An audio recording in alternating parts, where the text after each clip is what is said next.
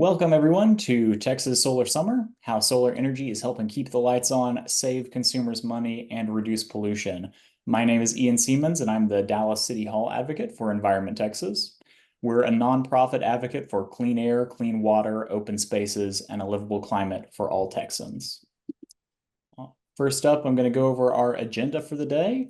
I'll start off by talking a bit about why we're holding this webinar, rooftop solar, and the environmental benefits. Next up, we're proud to have State Senator Nathan Johnson from District 16 of Dallas and the surrounding suburbs, the author of the Texas Power Promise legislation and SB 1699, which enabled virtual power plants here in Texas, the pilot for that. Next, we'll have Michaela Spinrath. She is the manager of policy and energy at the Houston Advanced Research Center. In her role, she develops and leads HARC's legislative and regulatory engagement. Then we have Mark Stover, the executive director of the Texas Solar Power Association. And last, we have Dr. Joshua Rhodes, who is a research scientist at the University of Texas at Austin and a non-resident fellow at Columbia University. After the presentations, we're going to have a Q&A, so please put any questions that you have throughout this in the Q&A box there or in the chat, and we'll go over them after the presentations. All right, so we called this webinar Texas Solar Summer because we're seeing unprecedented growth in the solar industry, and solar is contributing more to Texas electricity production than few would have believed a decade ago. Last year, Texas passed California to rank first in the nation for utility scale solar. One day in March this year, solar produced 42% of the electricity in ERCOT for a period. And we're only getting started. The Solar Energy Industries Association, or SEIA, predicts that an additional 100 gigawatts of solar will be installed in Texas by 2034, in addition to the more than 20 gigawatts already installed today. And rooftop solar is also on the rise, increasing 646% between 2017 and 2022. Really incredible stuff. Particularly after Winter Storm Uri, Texans increasingly have opted to get solar panels and batteries for their homes to make sure that they can keep the lights on. Businesses, including big box stores with their vast unused rooftops, are looking to solar to not only save money but also show customers that they're committed to sustainability.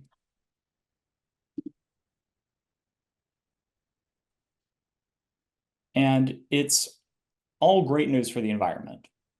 Solar cuts the pollution contributing to our state's severe smog and soot problem, and it prevents all of that pollution going to global climate change as well. Additionally, rooftop solar takes up zero additional open land, unlike any other form of energy generation. And solar doesn't use water, and the panels themselves are also highly recyclable. And as you'll hear from our presenters today, solar is playing a major role in helping the electric grid while saving ratepayers billions of dollars. It's critical to public health and our planet that we maintain and expedite this growth. New federal tax credits from the Inflation Reduction Act are a big help, but we can't take it for granted that solar growth will just happen. High interest rates have slowed the growth of residential solar in the last year, although SEIA estimates it'll bounce back in 2025. We need action to make it as easy as possible for Texans to go solar, including by streamlining the permitting process for rooftop solar by having cities adopt automated permitting software like the National Renewable Energy Laboratory's free Solar App Plus service. We also need to ensure that electric companies pay consumers a fair rate for surplus power put onto the grid. Texas Solar Energy Society's 2024 Value of Solar study found that rooftop solar is worth 27 cents per kilowatt hour whenever you include benefits like avoided energy costs, avoided transmission and distribution costs, and the public health benefits. We also need to prevent generation transmission constraints by building increased transmission capacity so that solar farms can get their power to the market where it's needed. We need to implement virtual power plants in Texas, allowing consumers to put their home batteries on the ERCOT market, so that energy companies can pull electricity to the grid when demand is high, allowing consumers to pay back the cost of their batteries and solar much faster than they would otherwise. We already have a pilot program thanks to Senator Johnson's SB 1699, but we'd love to see it rolled out at a large scale. Cities need to expand promotion of community solar and other methods of bundling rooftop solar and renewable energy plans to get the lowest prices. So Texas Power Switch bundles customers to get low-cost renewable energy plans. Texas Solar Switch is one of several providers that allows group buying of solar panels, lowering costs and risks for consumers. We also need to keep investing in solar and storage systems at critical infrastructure, including hospitals, nursing homes, fire stations, water treatment plants, among others, as was enabled by Senator Johnson's Texas Power Promise. And above all, to keep the utility scale solar boom going, we first of all need the legislature to do no harm. Utility scale solar is among the cheapest sources of energy available, and developers are rapidly building new solar farms. But some lawmakers are working to stymie this growth with unfair fees, restrictions, and even outright bans proposed. According to a 2023 poll, solar is the most popular form of energy with Texas voters. The majority of Texans, whether Republicans, independents, or Democrats, say that they want to see solar expanded in the state. The legislature should reject these proposals and instead work to facilitate solar by building more transmission lines to the sunniest parts of the state so that we can make sure that that power gets to where it's needed. And with all of that, I'm proud to turn it over to a real champion for solar in the legislature, State Senator Nathan Johnson. Hello. And Ian, would you like me to just give an overview of what I think we're heading into or where we've been? Yeah, absolutely. Yeah, we would love to hear about kind of a little bit about both of those. So what went on at the last legislative session, and also what are we expecting at the next one? The legislative session was a bit disconnected from the market in the sense that solar, wind, and other forms of renewable energy have been advancing exponentially, really. The conversation in the legislature was largely based around the fear that the advance of renewables, particularly solar and wind, is destabilizing the grid. And that's an unfortunate way of looking at things. And I've spent many minutes at the microphone, perhaps hours over the past couple of sessions, trying to get people to think differently about this. And I used a baking analogy where I said, if you need to bake a bunch of bread and it's going to take 12 eggs and 2 pounds of flour, and you have 80 pounds of flour, that doesn't change the number of eggs that you have, right? You can have 300 gigawatts of solar that's intermittent to an extent, if it's not paired with batteries, that doesn't affect your baseload gas generation. So this idea that we're going to increase the dispatchability and increase the responsiveness, the security of the grid by killing off solar and wind was very misguided. In fact, even to some extent was ironic, as the oil and gas industry increasingly is relying upon renewable energy. So really, I think we're at a very interesting point commercially and politically in our state's energy history and poised for our state's energy growth, where the traditional fossil fuel energy generation is now in sort of a symbiotic relationship with the newer, cleaner, very promising renewable sector. As we head into this next session, are we going to be able to recognize the advantage of having our traditional base load as cleaner alternative energies further develop at the same time as reaping the benefits, the vast resources and benefits that we have from solar and other renewable forms? Particularly in the projected, everyone right now is freaking out over projected load growth, largely driven by either cryptocurrency mining or data processing. None of that load is going to be able to locate here if we don't have a lot of solar power available. And as solar comes down in cost and increases in popularity and increase in our installations, we also see battery technology racing forward. So, Ian, you just laid out a whole slew of policies that I hope the legislature will be looking at in cooperation with transmission and distribution utilities, with generators, and with marketers, and with cities, and with counties. Because if we can structure this stuff correctly, we will reap enormous benefits from renewable energy as we continue our trend towards decarbonization. But it's not just the environmental benefits, which I love. It's the commercial liberation and the commercial power of having clean, affordable, reliable energy.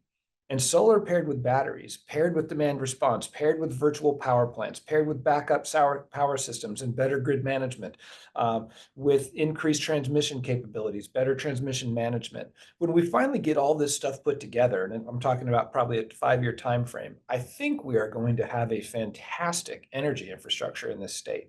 But it will not happen if old biases prevail and block the progress that we have made on the renewable front. Thank you, Senator. Would you also talk a little bit, since I mentioned it in that intro, a little bit about the Texas Power Promise and about SB 1699? I'd love to.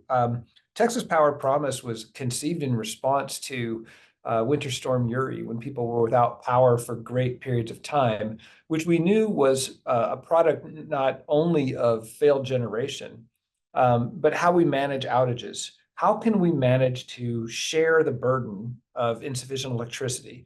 We had a situation where some people were without power for a week or 4 or 5 days. Others had power the whole time. And there was no bias in this. It wasn't an evil plot.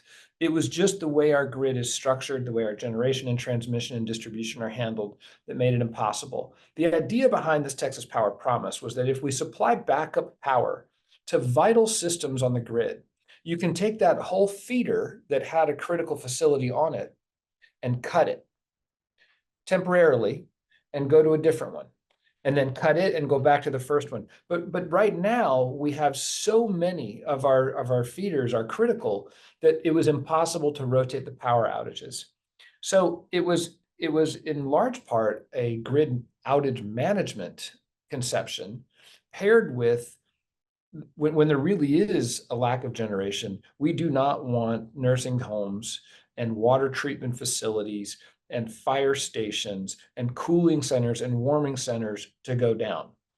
The market right now is not prepared to supply generators, backup generation, at the cost that those kinds of entities or private companies, and in the case of some healthcare facilities, can afford.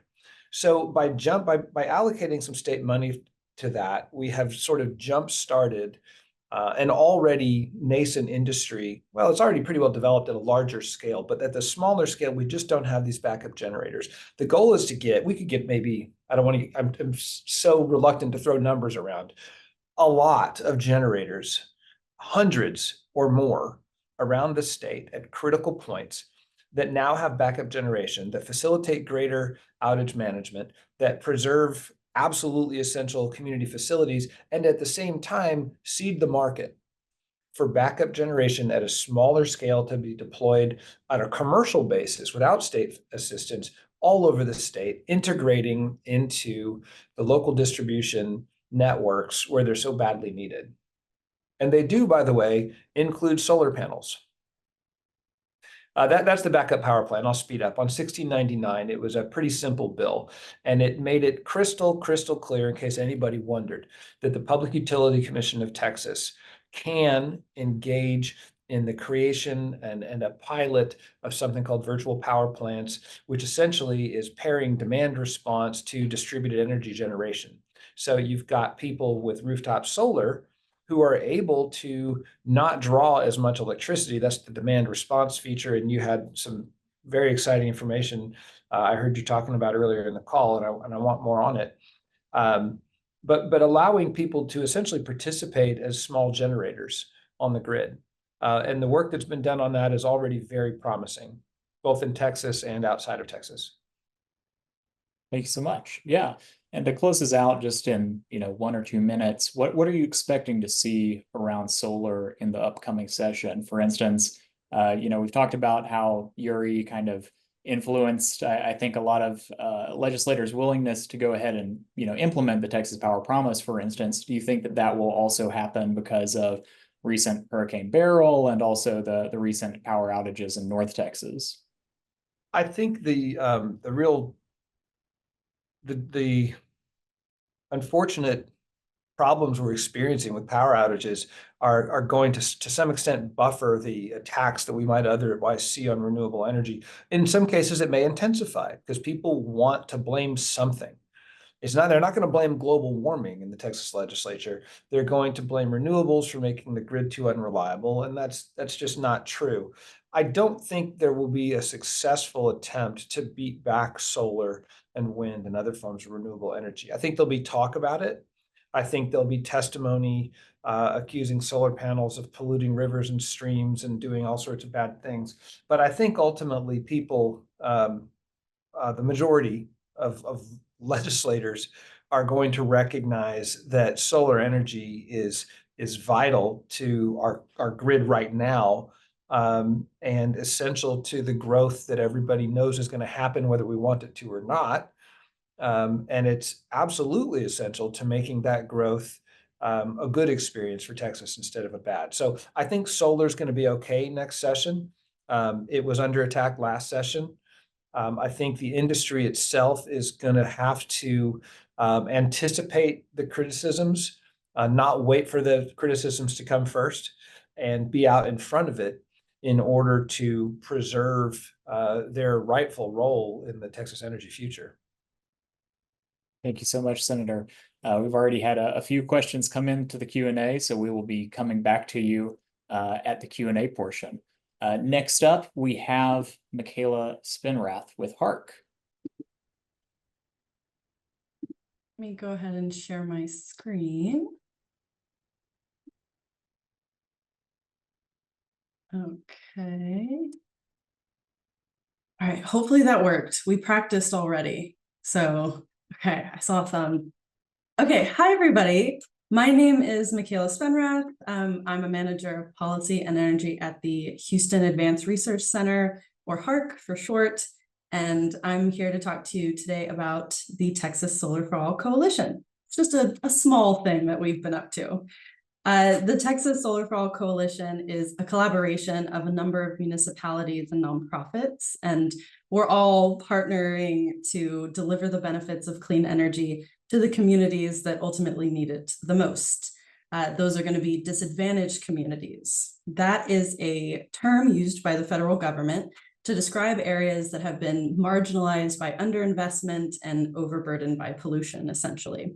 So many of those communities have disproportionately high energy bills and less energy efficient homes. So they stand to gain significantly by the deployment of solar energy. And so just to highlight members of this coalition, so it's Harris County, which is the lead, Dallas County, the city of Austin, city of San Antonio, Opportunity Home, which is also near the San Antonio area, the city of Houston, city of Waco, and then we're also going to have statewide programs. In terms of other nonprofits that are partnering with us, that's going to be TEPRI, so the Texas Energy Poverty Research Institute, as well as the Clean Energy Fund of Texas. So it really is an all hands on deck effort, and we're so fortunate to participate in it as well. So the EPA did award us about $250 million for this effort, so to help increase access to solar for residents with low incomes or who reside in those disadvantaged communities that I mentioned. So how are we actually going to do this? Well, we're going to implement a number of programs and really running the gambit in terms of solar energy technology. We're going to have residential rooftop solar. We're going to have residential serving community solar. And then we're also going to do some innovative hybrid programs as well. So here at HARC, we're really excited to innovate, to create. We're all scientists at heart, so that's always a fun prospect. So that's going to include single family rooftop solar, multi-family rooftop solar. We're going to be doing competitive market community solar as well as non-ERCOT community solar. And it has the locations listed for you in the table.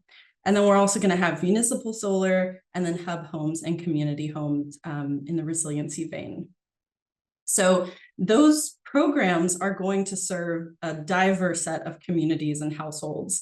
We are going to prioritize low income or disadvantaged community households for equitable access engagement.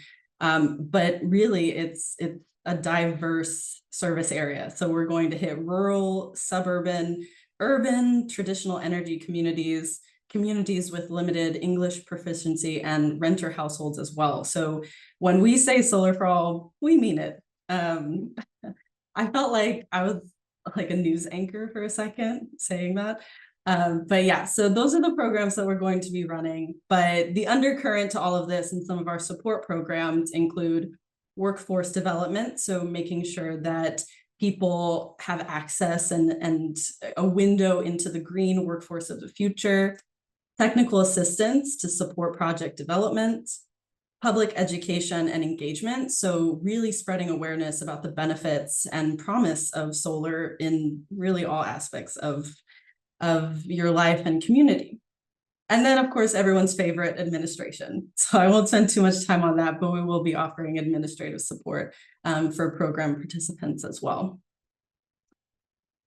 So the promise of Solar for All is multifaceted. So we're going to accelerate investments in low-income solar and storage. We're going to close that persistent solar equity gap that I'm sure we're all familiar with. We're going to deliver resilience, energy security, and affordability to Texas communities. So we really view affordability of energy solutions as the utmost importance, but also resilience.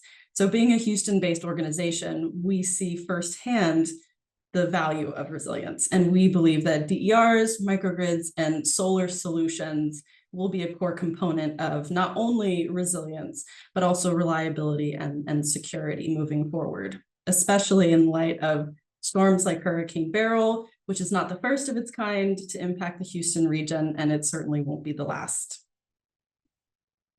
Then we're also going to deliver environmental benefits. So we're going to reduce greenhouse gas emissions, driving better health outcomes for these communities and literally helping them breathe better. So our goal in Solar for All is to reduce statewide emissions by hundreds of thousands of tons per year, and improving air quality through that work.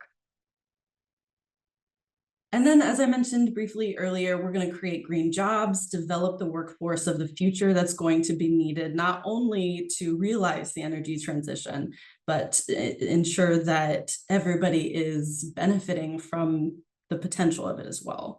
So creating community wealth is going to be a focus of Solar for All. That's going to ensure that folks are able to get gainful employment from these projects and these initiatives. And it's not just a matter of, these companies importing workers from other communities, while our communities are the ones that host these projects. So yeah, a lever for community wealth is part of Solar for All. All right, so a few of our goals. So distributed solar to tens of thousands of households all across the state. Hundreds of megawatts of distributed solar, ideally. We're going to place battery storage systems in more Texas homes. And then we also want to help people in their wallets. So our goal is 20% decrease in customer bills within Solar for All target areas. And that 20% bill decrease is a minimum. So if we're successful in producing multiple value streams here, we might even see higher than 20% decreases. And one of the ways that we're going to measure our impact, we're going to be looking at a lot of different metrics. Like I said, we're scientists at heart. We actually love data. We love numbers. So some of the metrics are the number of households projected to benefit from Solar for All. That's kind of a social impact metric. Megawatts of solar capacity deployed. Short tons of annual CO2 emissions avoided, that's an environmental metric, megawatt hours of storage capacity deployed, and then absolute annual amount of household savings in millions of dollars. And that's kind of our economic metric. So in keeping with HARC and our sustainability focus, you have your people, you have the planet, and you have the economy. All right, that's all I had for you today. I did put questions, but I think we're waiting till the end for that. Yes, thank you so much, Michaela. And next, we're going to move over to Mark Stover with the Texas Solar Power Association.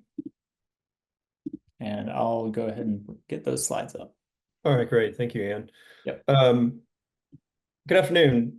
Mark Stover with the Texas Solar Power Association, here to give you an update on the industry, kind of the latest and greatest. And Ian, Luke, thanks for the invite. Luke, I know you're out there. I see you in the chat room. So happy to be here today with friends on the panel. Know all of you well and spent a lot of time working with you. So it's nice to join you. Going Go ahead, Ian, you can jump to the first slide. So very quickly, who is TSPA? We're a trade association in Texas. We were founded in 2014, so celebrating our 10th anniversary this year. And our job is to represent the interests of the solar power industry in the Capitol, at the Public Utility Commission, and over at ERCOT. And who do we represent? Really everybody in the solar space. I think a lot of folks think of us as the utility scale, kind of wholesale market organization, but we do represent residential and commercial installers, equipment manufacturers. So we cover the entire space from the rooftop to the large utility scale projects that are serving the electric power grid. Our customers are working to, or I should say my members are working to provide electricity customers across the state with predictable, affordable, clean electricity.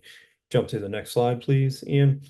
This is just a quick screenshot of the membership of TSPA, and what I wanted to represent with the photos on the right side is really where this industry is headed at all scales, and that is solar with energy storage. And I'll talk about that a little bit more in my presentation. Go ahead, Ian, you can jump to the next slide. Thank you. So quickly, solar by the numbers. And Josh, I'm trying not to steal some of your thunder here. I know you're going to dive into some of this data as well, but as the ED of TSPA, I've got to walk folks through this. So currently, where are we on the grid? We have 25,000 and change megawatts. You see number 3 there. That means number 3 in ERCOT. So natural gas is still the number 1 electricity generation resource, followed by wind power. Solar is 3, but quickly climbing, as has already been noted.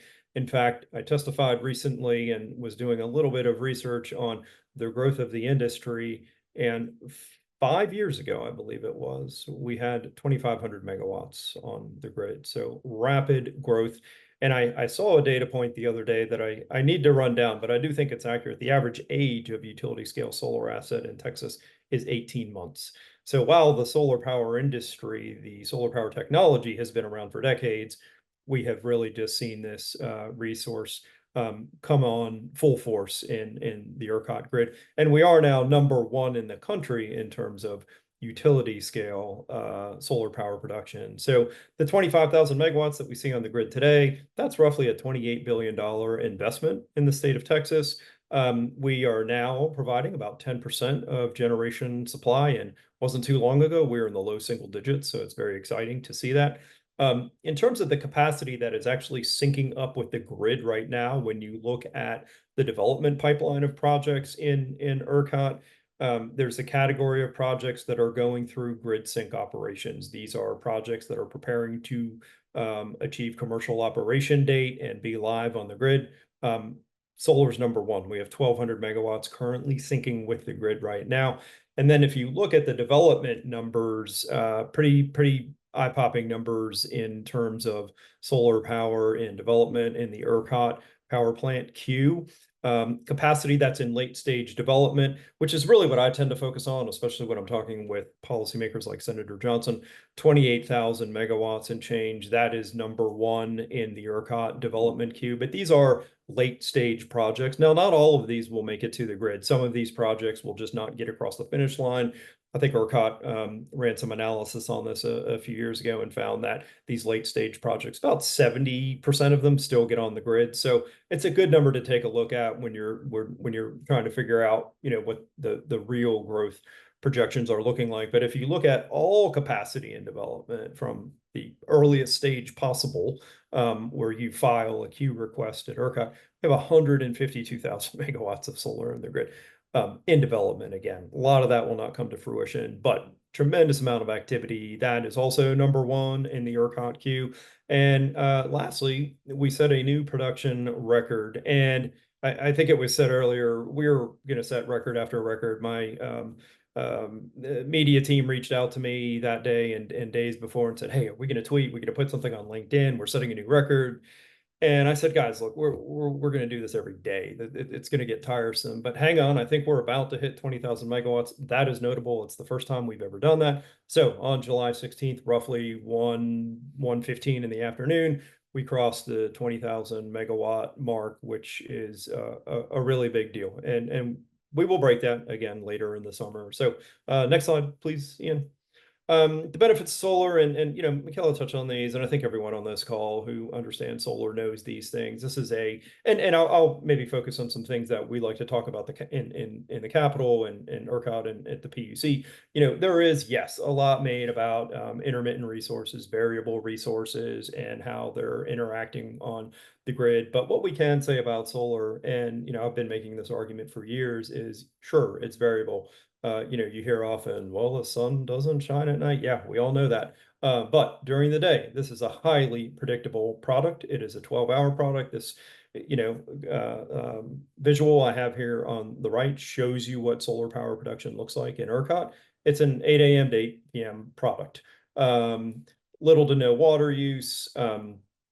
One thing I think that's also very important as we have these conversations around load growth, solar is the fastest technology that you can, well, batteries can probably beat us out in terms of timeline from kind of thinking about a project to actually getting one on the grid. But solar is a very quickly deployed technology. And as we do tackle tremendous load growth in ERCOT, it's important to ensure that we continue to build solar projects.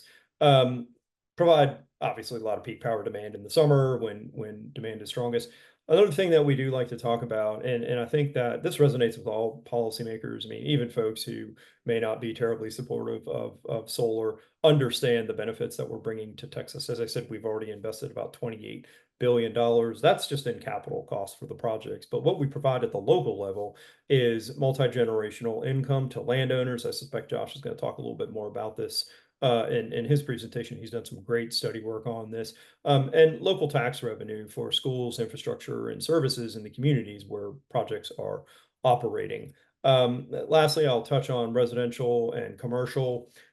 You know, we are seeing a lot of growth there. I think Texas right now is number 3 in rooftop solar and growing. We would like to really see that pace pick up a little bit, and we're going to have probably a few policy items that we'll like to talk about this session. But you know, when you deploy residential and commercial systems, you're helping families, businesses keep the lights on during extreme weather events and grid outages. We saw it, in fact, with Hurricane Beryl. I've got 2 members, Sunrun and Sunnova, who have been providing me with a tremendous amount of really fascinating data on how their systems performed and how their customers fared during Beryl and in the aftermath. There are some, you know, really interesting stories to tell there, and we'll be up in the Capitol talking about that as we prepare for session. So next slide there, Ian, please. So looking ahead, you know, as I said earlier, my job in running this association, and I just joined TSPA in May, but I've been in the industry a long time. In fact, I joined the clean power industry in 1999. So you know, a lot of experience. I've kind of seen it all, done it all from the federal level to the state level. But our number one goal is to work to ensure that policy, you know, to a point that was made earlier, do no harm. We really need to make sure that existing assets in development are free to run. So we protect the growth of solar and energy storage. One data point I did not include in here, but I should have. You know, what we see with storage and solar right now is a really robust amount of co-locating. So what I mean by that is, in fact, you know, the company I just left before I joined TSPA, I was at a ribbon cutting in a project back in April, 200 megawatt solar project, 100 megawatts of battery storage on site, 2-hour battery storage. And what you do with that, and in ERCOT, there are 31,000 megawatts of batteries co-located in the development pipeline at solar facilities. And what you get out of that is what legislators want, what regulators want, what our customers want, and what the grid needs. And that is more predictable power, more dispatchable power, power that can also run longer. I talked earlier about a 12-hour product. Well, if you have battery storage within that footprint, you now have a 14-hour product, depending on how you dispatch your batteries, or a 16-hour product. And with long duration storage starting to work its way onto the grid, I think we still need to see some technology improvements and some costs come down. You're now looking at a true, and I don't love this term, but a base load. You know, a lot of people talk about power, understand the term base load power. solar plus storage, you are getting a high capacity factor baseload product. So we're very excited about what the trend that we're seeing right now with solar and energy storage. And as I said before, where are we active? Legislature, PUC, ERCOT will be very busy next session. I agree with the senator that hopefully things will be a little bit more calm compared to the 2023 and 2021 sessions. They were pretty horrific. They were really challenging, really difficult. But I hope the tide has turned a little bit. The value that solar and storage bring to the grid is better appreciated, better understood. So yes, there'll be some policy dust-ups for sure, but I think we may see a somewhat calmer session. So I'll wrap it up there, and I'll be happy to jump into the Q&A later. So thanks. Yeah, thank you so much, Mark. All right, picking up on a lot of those data points that we just talked about, I'm going to move over to Dr. Rhodes.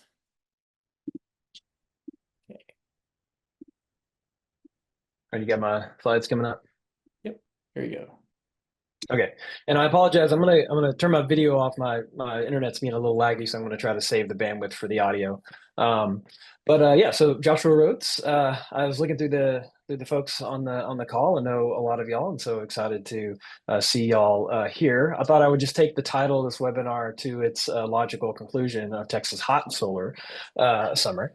Because solar is hot in Texas. It's hot, the same sun that drives the air conditioning use by heating up our buildings is the same sun that makes a lot of energy with those solar panels. And so there's a lot of symbiosis kind of going on there. So again, a little bit of myself. Josh Rhodes, a research scientist, University of Texas at Austin, do a lot of things, do pretty much all things in energy, as well as a non-resident fellow at Columbia University, as well as wearing other hats around the state. So next slide.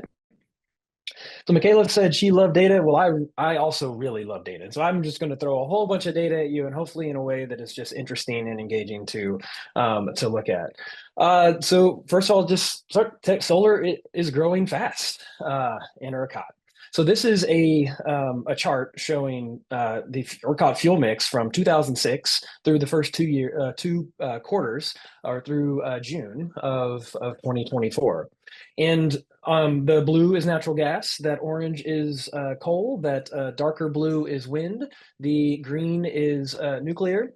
The purple is kind of other, which is can be some like oil generators, things like that. We don't have very much of that on the grid, but the part we're kind of focusing on up there in the top right hand corner is solar. It is growing fast. Natural gas has stayed roughly constant, basically, at about 40 to 45% over this whole time. Coal share has shrunk. Wind has grown. We've all seen the wind grow. Kind of looks like a tornado on this chart, actually, which is not necessarily on purpose, but works out for the technology.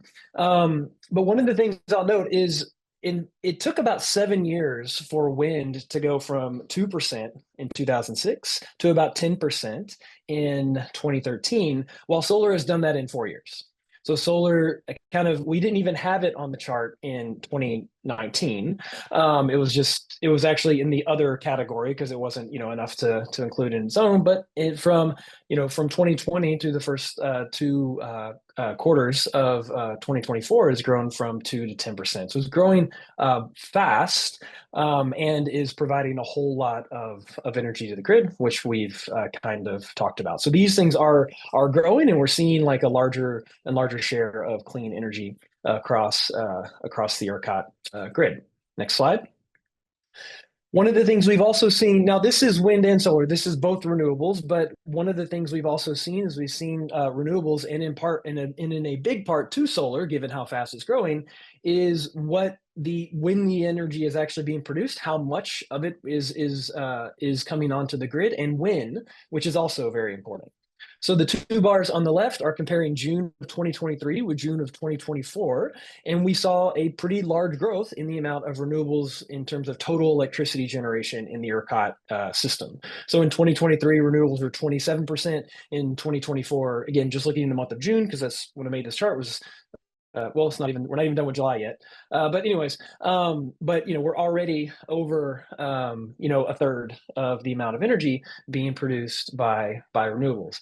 And then if we take on that and then look at the daily peak demand, so we talk a lot about energy, but let's also talk about power, because that's important. We want the power when we want it to power air conditioners.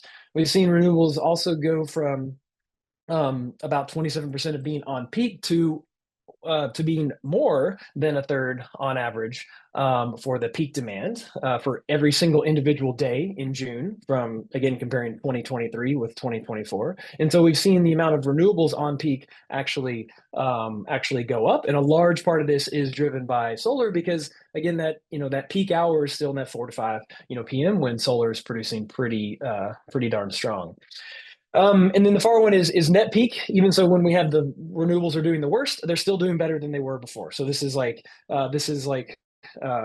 generation minus renewables, and then like kind of the peak of that. And we're seeing renewables are doing better. Again, these are both wind and solar, but a lot of this growth is driven by solar, as it has grown so fast over the past year, as we've seen. Next slide. So a couple things, just kind of looking back, and this one's on renewables. I'll get back to just solar next time, but it just gives some or to the next slide, but just giving some really kind of high level overviews. I've seen that they've lowered both electricity cost and pollution. So if we include everything for the cost of lower cost of electricity, lower air pollution costs borne by marginal and fence line communities, and less water withdrawals and other types of benefits of having renewables on the grid. We estimated from 2010 to 2022 that the value is about $51 billion to those who are purchasing that electricity, and also those experiencing the air and the water that electricity is generated in, which is all of us Texans. Speaking of water, renewables have reduced the amount of water withdrawals by over 8 trillion gallons. I don't really have a feel for what 8 trillion gallons looks like, but it's a lot. It's more than a billion. It's a trillion. It's a big, big number. It's a lot of water that we've not had to withdraw, that we can use for other things around the state, agriculture, et cetera, other types of things. We are in a chronically water stressed state, and so not having to use as much water to generate the electricity to do the things we want is great. And we did a kind of an estimate of how much we thought so the values of 51 billion was just wholesale electricity costs, but translating that down into bills, we estimate that renewables have saved ratepayers on average about $200 from 2018 to 2022. And hopefully we'll be updating this analysis soon. Next slide. And then this is just an overview of a project that we looked on. We've built a map of Texas that shows where all, in this case, wind, solar, and energy storage projects are located, and we handily divided them up into legislative districts all over the state of Texas. We've also got counties and other things, but just given kind of where we are and kind of everything. Most legislative districts have solar projects in them, or have projects that are coming soon. There's very few gray shapes on these maps that would indicate areas that don't have at least a project now, or one that is coming. And we added up how much value that these projects bring to districts, to counties, to areas across the entire state. And we found that this is just looking at solar, that these solar projects will pay about $6.5 billion in local taxes and about $8.5 billion in landowner payments kind of over their lifetimes. And the majority of these projects are actually located in areas that are more rural, and places that don't often get economic development. And so a lot of these projects, kind of are, not only injecting money into the local schools and hospital districts and other types of things like that, but in terms of also allowing, folks who have had ranches and things like that to keep going. It's, in some cases, people have told me it's kind of like a drought-proof crop, right? The thing keeps making them, keeps providing revenue to landowners without whether or not it rains or not, which there's not that many things that do. And it's also you can, you know what you're going to get for the next 30 years. Whereas in things like oil and gas, you may not know what you're going to get because the price of oil goes up and down. And so sometimes your checks can be up, but sometimes they can be way down. With these, you know what you're going to get for a fixed schedule, which allows you to do more, more long-term planning around the revenues and things like you are going to get, which is not only helpful for landowners, but also for counties that don't often know how much money they're going to have. But I think that's all that I've got for these, but happy to discuss, take any questions, and yeah, hopefully my audio held through this time. Absolutely. All right, we have about 15 minutes to get through some questions. We have quite a few over at the chat. Gonna start looking through those now. See, Mark's already answered one of them in the Q&A box here.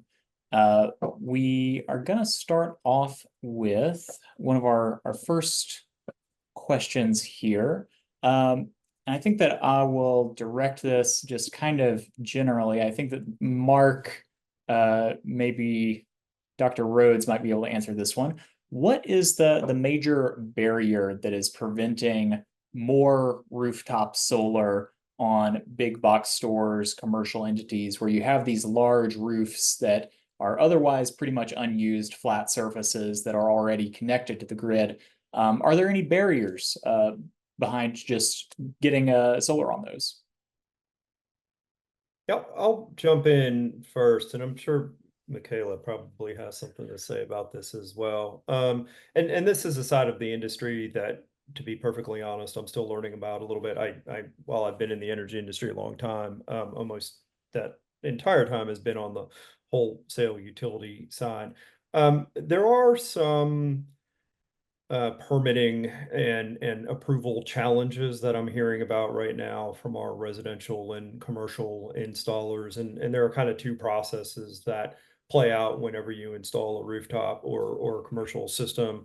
One that is your work with the utility and their approval of that process, and the other is with the city or county of jurisdiction. There is an approval process that also goes on with those entities. And from what I am gathering from my members and from some other folks is that the utility work has been fairly good. I mean, it can vary from utility to utility, but generally speaking, we're not seeing a whole lot of barriers or roadblocks there.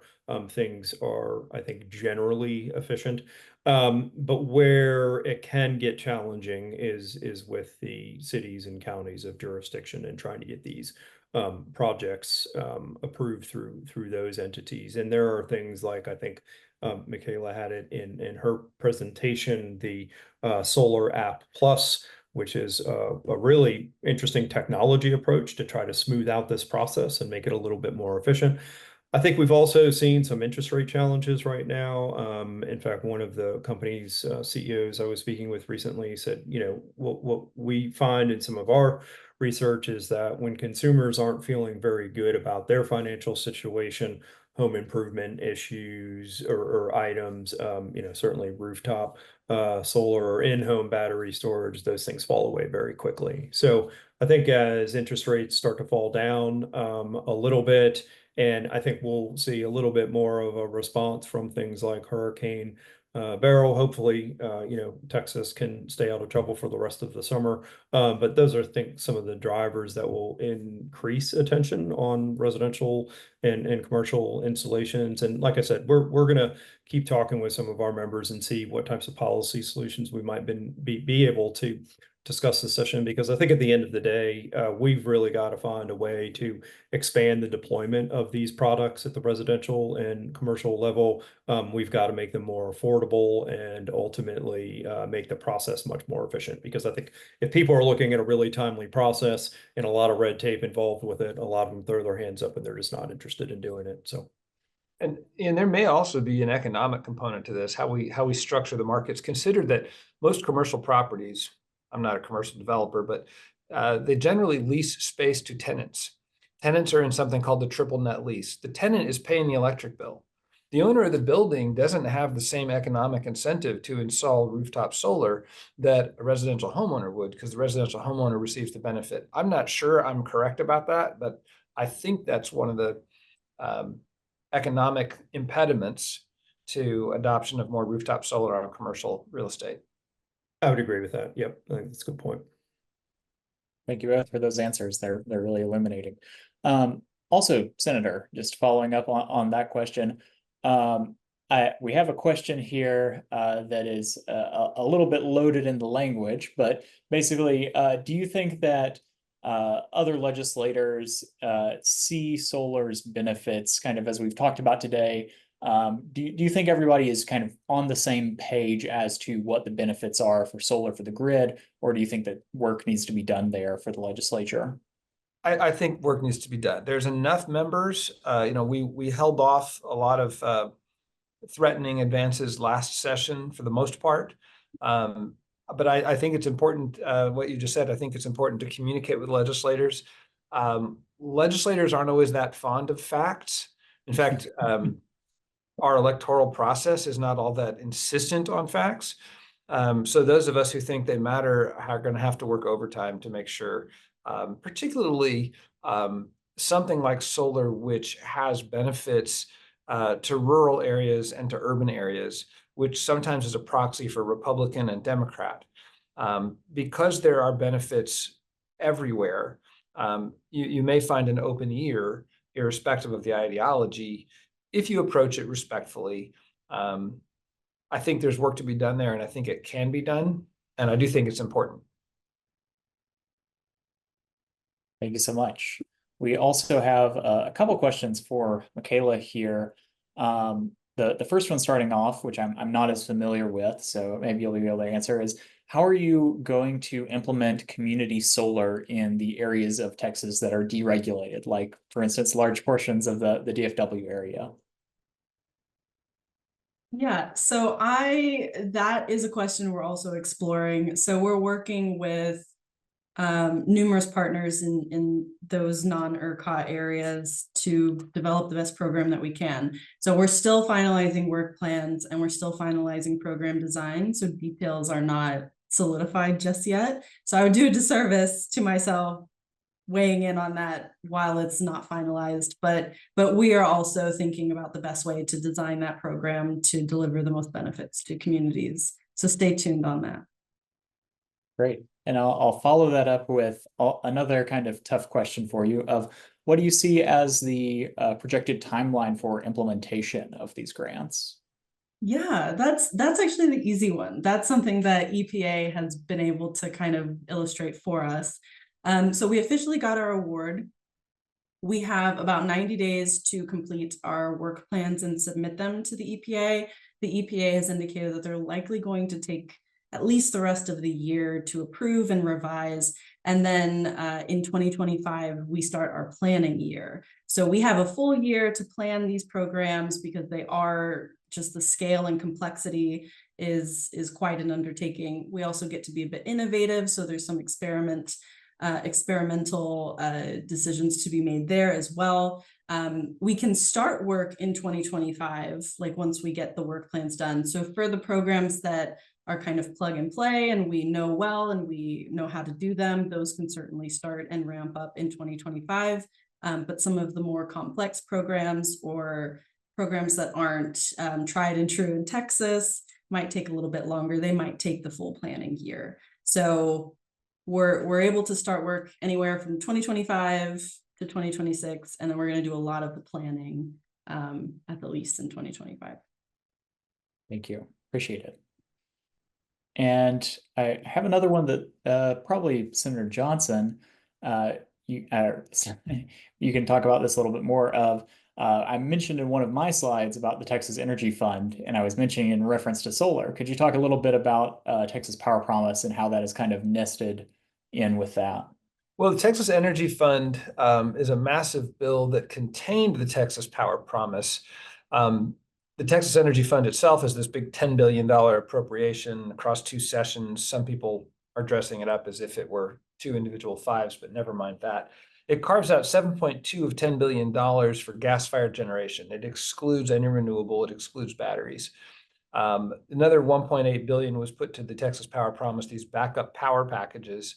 And then there's another billion or so allocated to non-ERCOT regions.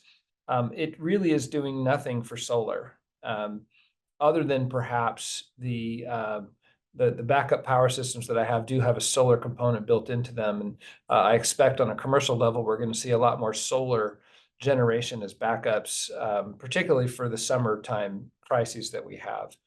What I think some of the work we have to do in the legislature is to be sure that we're not seeing incentives passed out by the state for solar power. We are at the federal level. We just don't want impediments constructed. We are seeing financial rewards and market structure rewards for so-called dispatchable that then is excluding batteries combined with solar, which is inconsistent logically because battery plus solar is dispatchable, as Mark was explaining.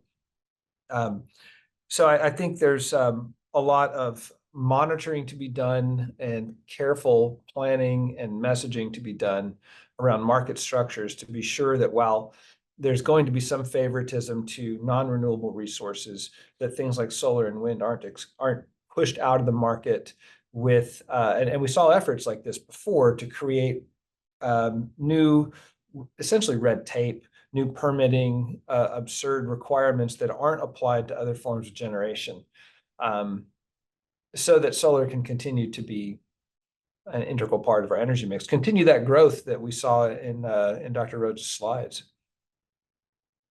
Thank you. Bouncing off of that, bouncing off of, what's going to happen in the next legislative session. Mark, what kind of legislation or policy changes, market incentives, what have you, are you interested in seeing in the upcoming session? I would love to see no legislation, but I know that's not going to happen. Look, we will always face some threats from session to session. I think, and I'd be interested in hearing Senator Johnson's opinion on this, but I think on the market design discussion, which we've had since Winter Storm Uri, we've had it at the Ledge twice. We've had it at the PUC. Well, it's just been ongoing at the PUC and ERCOT. But I think we're at a point in time where nearly all market participants, and hopefully a lot of our policymakers and regulators agree that we've put a lot of new reliability products out into the market. We're not even done finishing the work on some of these market design products. We have a couple that we haven't even begun to have discussions on. So there are a lot of new tools that have been placed out in the market for ERCOT, the PUC, to use to better manage the grid, to better ensure reliability. I would hope that we do nothing else on market design. Maybe there are a couple tweaks here and there on some of the programs where we need to address a few issues. I think on the solar front, we'll probably have another discussion around permitting and siting. The senator just referenced that, and it was a pretty difficult battle last session. I suspect those who, drove that discussion last session will want to have that discussion again. We're having a lot of visits right now in the building with policymakers talking about the life cycle analysis of solar projects. The amount of work that actually does happen right now on federal and state review processes. So we are in a very aggressive education mode. And the industry is also looking perhaps at a few ideas that we could tackle on our own that may settle down some of these conversations, because they were really moving in the wrong direction last session. In fact, in part of SB 624, that siting and permitting bill that came out of the Senate, there was one provision that literally just shut down the wind industry. I mean, I was looking at that bill and working with my development team, my GIS team, and I said, show me what the impact is. And they said, we will not build another wind turbine in this state. There were also grave threats to solar development, green hydrogen development. So fortunately, we were able to defeat that bill, but that conversation will not go away. We look back to some things that the industry did in previous session as a model. A few years ago, wind power decommissioning was a hot topic. Industry worked with the legislature on a bipartisan basis to craft very strong decommissioning provisions. We have also done that for solar. I think we'll see a conversation around that on energy storage. So again, hopefully not a whole lot on market design. Hopefully a rational discussion around permitting and siting. And as I said earlier, if there are some policy items that we can bring to the ledge that would accelerate the deployment of residential and commercial solar and storage, we'd like to have that conversation. Thank you so much. All right, well, we are out of time for today. We still have a few questions left in our Q&A box that I will answer offline, so I'll get you those emailed questions. There also will be a recording available of this webinar, so if you were not able to be here for some part of it, or if you want to share it with somebody, we will have that up on our YouTube channel, our website, our social media in the next day. So thank you all for attending. Have a good day.